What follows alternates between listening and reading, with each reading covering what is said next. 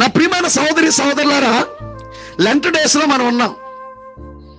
40 దినాల ఉపవాస దినాల్లో కొంతమంది శ్రమల దినాలు అంటారు, కొంతమంది శ్రమల ధ్యాన దినాలు అంటారు. హల్లెలూయా. కొంతమంది 40 ఉపవాస దినాలు అంటారు, కొంతమంది ప్రభు యొక్క శ్రమలు మనం ధ్యానిస్తూ ఈ 40 రోజులు ఉపవాసం ఉంటున్నారు.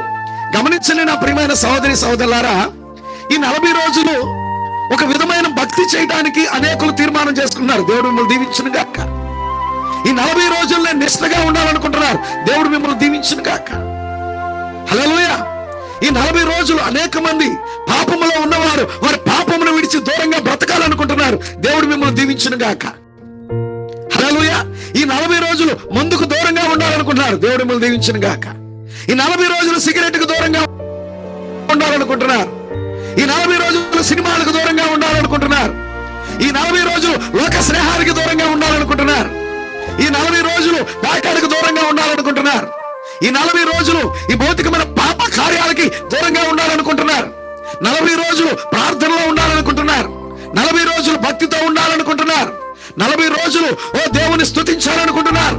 40 రోజులు దేవుని ఆరాధించాలనుకుంటున్నారు. దేవునికి స్తోత్రం కలుగును గాక. ఎందుకు ఇవన్నీ మీరు చేస్తున్నారంటే, హల్లెలూయా, ఎందుకు వాటన్నిటినీ మీరు భౌతికమైన విడిచిపెట్టారంటే అదన్నీ తప్పని మీకు తెలుసు. హల్లెలూయా. అవన్నీ తప్పని, అవి పాప కాకాలని తెలిసి కనీసం 40 రోజులన్నా ఆ పాపము నుండి దూరంగా ఉందాం. కనీసం ఈ 40 రోజులైనా సరే ఈ యొక్క పాప క్రియల నుండి మనం దూరంగా ఉందామని ఒక మంచి తీర్మానం చేసుకున్నారు. దేవుడు మిమ్మల్ని దీవించును గాక. హల్లెలూయా. నిజమేనండి? మంచిదా కాదా? 40 రోజులు మనం పాపానికి దూరంగా ఉందాం. Praise the Lord. అయితే ఈ రాత్రి నా మాట ఏంటంటే, నా ప్రియమైన సహోదరి సహోదరులారా, దేవుడు కోరేది 40 రోజులకు మాత్రమే భక్తి కాదు. నువ్వు చేసే ఆ కార్యము 40తో ముగించబడక ముందుకు కొనసాగవలసి ఉన్నది. నువ్వు చేసేటువంటి భక్తి 40 దగ్గర ఆగిపోక ముందుకు కొనసాగవలసి ఉన్నది. దేవునికి మహిమ కలుగును గాక. ఈ పాపాన్ని 40 రోజుల మట్టుకే కాదు నువ్వు వదిలిపెట్టాల్సింది, నీ జీవిత కాలం వదిలిపెట్టాలి. అసలు ఈ జీవిత కాలం మట్టుకే. హల్లెలూయా. దేవుణ్ణి మనం నమ్మితే, హల్లెలూయా, మనుషులందరికంటే దౌర్భాగ్యం అన్నాడు. మరి కేవలం 40 రోజులకైనా మన భక్తి, 40 రోజులకైనా మన ప్రార్థన, 40 రోజులకైనా మన విశ్వాసం. దేవుడు వాక్యములు ఎక్కడ దాని గురించి చెప్పలా. 40 రోజులు సరిపోద్దని దేవుడు చెప్పలా. హల్లెలూయా. ఒక వారం సరిపోద్దని దేవుడు చెప్పలా, లేక ఒక సంవత్సరం సరిపోద్దని దేవుడు చెప్పలా. నువ్వు దేవుని రాజ్యానికి వెళ్ళాలంటే నీ 40 రోజుల భక్తి సరిపోదు. నువ్వు దేవుని రాజ్యానికి వెళ్ళాలంటే, హల్లెలూయా, కేవలం ఈ జీవితకాలం మట్టుకు ఈ భౌతికమైన కార్యాల కొరకు మాత్రమే నమ్మితే సరిపోదు. నువ్వు దేవుని రాజ్యానికి వెళ్ళాలంటే నువ్వు తప్పనిసరిగా తిరిగి జన్మించాలి. హల్లెలూయా. ఈ 40 రోజులకి నూతన జన్మకి ఏమన్నా సంబంధం ఉందా? ఉంది. హల్లెలూయా. ఇది 40 రోజులు మాత్రమే భక్తి.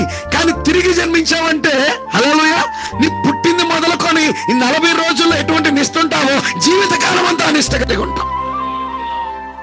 దేవునికి మహిమ కలుగును గాక. పాపాన్ని విడిచిపెట్టాలనే కోరిక నీలో కలుగుతుంది. పాపాన్ని ప్రేమించలేవు నువ్వు, పాపాన్ని దగ్గరికి రానివ్వలేవు నువ్వు. ఎందుకు? తిరిగి జన్మించినట్లయితే ఇంతవరకు నీ జీవితంలో దేన్ని ప్రేమించావో దాని మీద నీకు అసహ్యం కలుగుతుంది.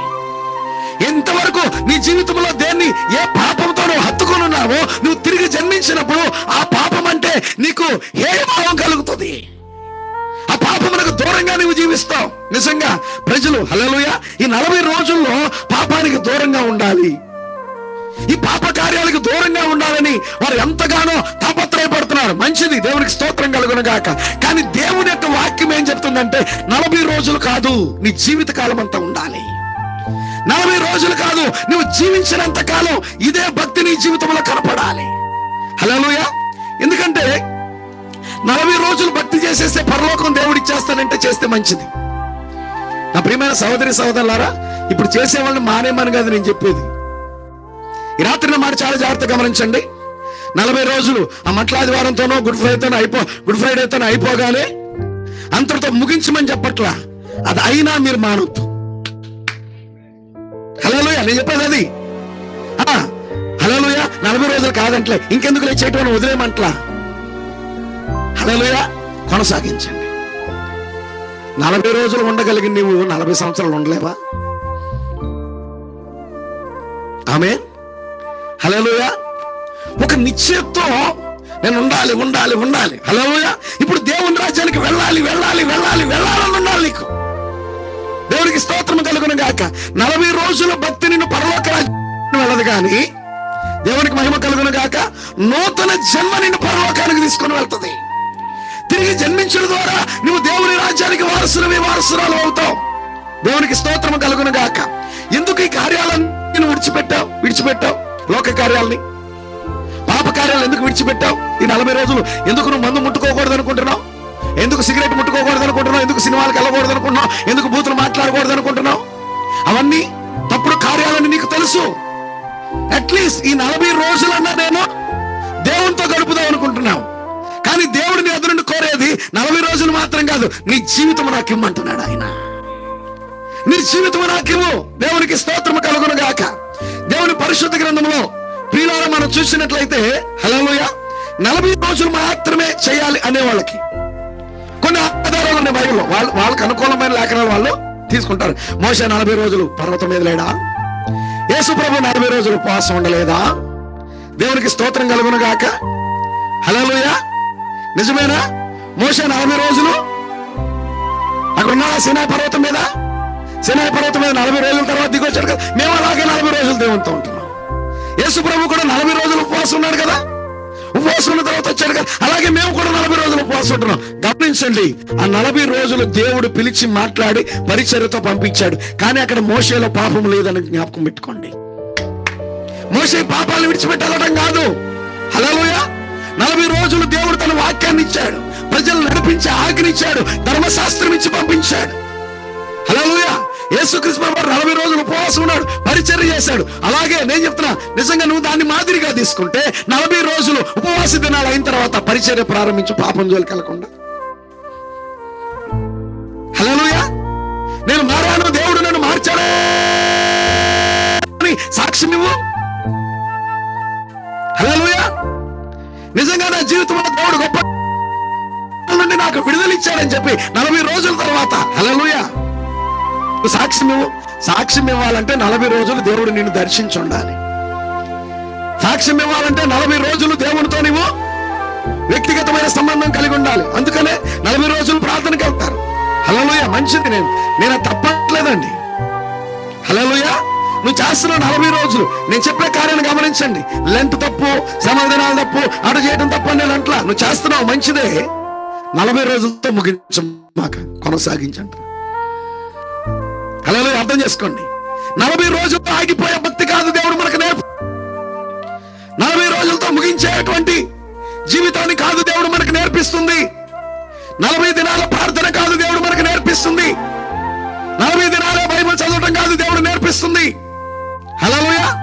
గమనించిన నా ప్రియమైన సోదరి సోదరులారా, ఏదో కొంకతో నువ్వు ప్రారంభించావు, 40తో ప్రారంభించావు. 41 కూడా చేయి, 50 చేయి, 60 చేయి, సంవత్సరం చేయి, 2 సంవత్సరాలు చేయి, 10 సంవత్సరాలు చేయి. నీ జీవితంలో దాన్ని ఒక అలవాటుగా మార్చుకో. హల్లెలూయా. ప్రార్థన అలవాటుగా మార్చుకో. పాపము నుండి బయటికి పాపమునకు వెలుపల జీవించడం అలవాటుగా మార్చుకో. పాపము ద్వారా ఆకర్షించబడకుండా జీవించడం అలవాటుగా మార్చుకో. ప్రార్థించడం అలవాటుగా మార్చుకో. వాక్యం ధ్యానించడం అలవాటుగా మార్చుకో. హల్లెలూయా. దేవుని మీద ఆధారపడటం అలవాటుగా మార్చుకో. 40 దినాల భక్తి కాదు దేవుడు కోరుతుంది.